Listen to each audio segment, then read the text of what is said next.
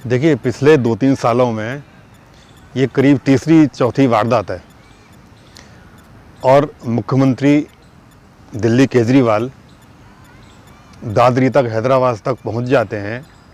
मैं जात पंथ धर्म की बात नहीं करता, पर मुझे लगता है कि ये रिंकू शर्मा ना होके किसी दूसरे पंथ का होता तो वो अभी तक 1 करोड़ कम से कम मुआवजा दे चुके होते, 10 उनके स्टेटमेंट आ जाते, इसके घर पर 4 वो चक्कर लगा चुके होते। लेकिन अभी तक उनका एक इसके लिए ट्वीट भी नहीं है। अभी तक उन्होंने इसके परिवार के प्रति कोई संवेदना व्यक्त नहीं की। वो बड़ी दुखदाई है। मैं हिंदू मुसलमान की बात नहीं करता और मैं अपने हिंदू भाइयों से भी ये अनुरोध करूँगा कि इसको धर्म पंथ का रंग देने की कोशिश ना करें। ठीक है, श्री राम बोलता था, श्री राम हम गर्व से बोलते हैं, श्री राम तो हमारे पुरखे हैं। मुस्लिमों के भी पुरखे भगवान श्री राम ही हैं। मुस्लिम तो बाद में पैदा हुए ना, पुरखे श्री राम ही हैं। उस पर गर्व करना चाहिए हर हिंदू को, मुसलमान को। और हर भारतीय मुसलमान नाम भरे पड़े हैं जो भगवान श्री राम पर गर्व करते हैं। तो अब पुलिस का क्या कहना है, क्या इन्वेस्टिगेशन में निकल कर आता है, ये बाद का विषय है।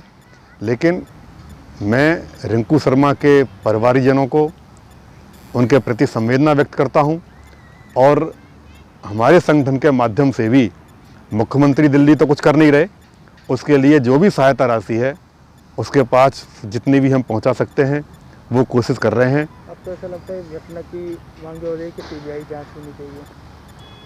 नहीं, जिस तरीके से उसका बता रहे हैं कि भगवान श्री राम का जब मंदिर की स्थापना हो रही थी अयोध्या में अगस्त के महीने में, तब उन्होंने रैली निकाली, ये जुलूस निकाला, उसमें कोई बुराई नहीं है, बड़ी खुशी की बात थी। सुप्रीम कोर्ट ने ऑर्डर किया, वहाँ पर स्थापना हो रही है, कानूनी दायरे में है, कुछ गलत नहीं है। और वो बजरंग दल के थे या किसी भी दल के थे तो उसमें कोई आपत्ति वाली बात ही नहीं है। लेकिन इसकी इन्वेस्टिगेशन होनी चाहिए। खाली इस बात पे ही कोई इस तरीके से जान किसी की लेता नहीं है। दूसरा ये है कि जिन लोगों ने रिंकू शर्मा को मारा, कुछ दिन पहले उन्हीं लोगों को रिंकू शर्मा ने अपना ब्लड भी डोनेट किया। ये मुझे कहानी समझ नहीं आती। जिसकी वाइफ को उसने ब्लड दिया कोरोना के टाइम पे, और जो प्लेटलेट्स होते हैं और भी वो खुद दिया और अरेंज कराया उस लड़के ने। वो एक चीज़ ज़रूर गहन विषय का है, जांच का है। उसका अंदर तक गहराई में जाके, डीपली जाके विवेचना होना चाहिए कि इसमें दूसरा राज क्या है। तो कई बार परिवार पर भी शक जाता है। अब खुलकर कोई इस बारे में नहीं बोल रहा है, उसके परिवार वाले तो बोलेंगे भी नहीं। लेकिन ये बहुत गलत हुआ है। जिस व्यक्ति ने एक की जान बचाने के लिए खून दिया, उसका बदला उन्होंने उसका खून लेकर किया। और शर्म की बात यह है, उसकी जान गई नहीं थी। जब वो हॉस्पिटल पहुंच गया, हॉस्पिटल पहुंचने के बाद फिर उस पर और उसके परिवारजनों पर फिर हमला हुआ। चाकू वहां तक लगा हुआ था और चाकू को घुमा दिया गया गोल करके, वहां उसके प्राण निकल गए।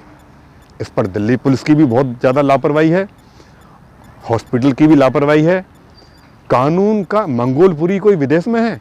मुख्यमंत्री जहां बैठे हुए हैं केजरीवाल, उनसे 3-4 किलोमीटर दूर पर मंगोलपुरी है। वहां तक उन्होंने कोई कोशिश नहीं की। और एक राजधानी में, राष्ट्रीय राजधानी में ऐसी वारदातें हो जाती हैं तो आम आदमी अपने को कहां सुरक्षित महसूस करेगा? इस सरकार पर भी क्वेश्चन मार्क है।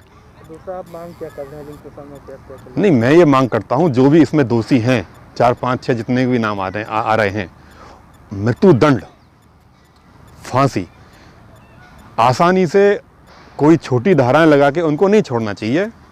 मैं किसी जात धर्म पंथ की बात नहीं करता। अगर ये मारने वाले हिंदू भी होते तब भी मेरी मांग यही रहती, हमारे संगठन की, हमारे लोगों की मांग यही रहती कि इसके प्रति कानूनी कार्रवाई कठोरतम होना चाहिए।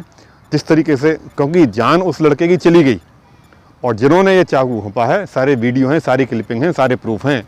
बहुत ज़्यादा देर भी नहीं होना चाहिए, इसमें लंबा मामला लटक जाता है, चल जाता है। जल्दी से जल्दी, अतिशीघ्र दोषियों को किसी हाल में बख्शना नहीं चाहिए। इनके प्रति कठोरतम कानूनी कार्रवाई होनी चाहिए। जी, जय हिंद।